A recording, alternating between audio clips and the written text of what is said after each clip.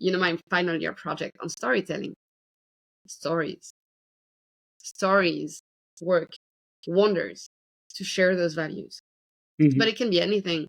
That's why I have a podcast. So my podcast is anecdotes from my travels, where I was surprised, exactly what you were saying before. I was surprised by reactions, by cultures, by rituals in other countries. And I was like, what?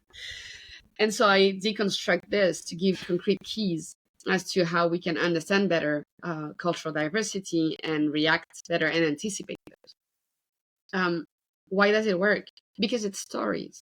I'm telling you a story. So it's like you're living the story. It's like it happened to you, so your brain just takes it in without it going, you should do this, you should not do that. No, by telling a story to someone, they just get to that conclusion on their own. And so it's stronger. And because you're sharing emotions as well, emotions just make the learning crisper, it makes it stay. So stories can be a very interesting way in a company to share the company culture, to share those values in the company, but also just, as a media, it can be a podcast, it can be theater, it can be serious gaming, video games, it can be just all kinds of stories. Those are really key elements. And I don't want to make it sound like self-promotion, but I cannot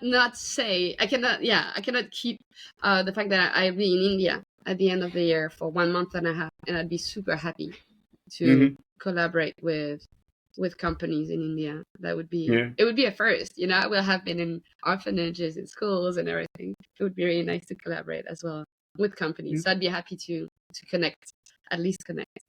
But yeah, these are ideas of things that can be done. Some companies have asked me as well to develop an intercultural podcast for them. Oh, wow. An internal intercultural podcast, because to get their staff to share their own stories and have everyone learn from them. So that, I really like podcasting for that. It's a very interesting way of sharing values, emotions, and just good practices that everyone can learn from.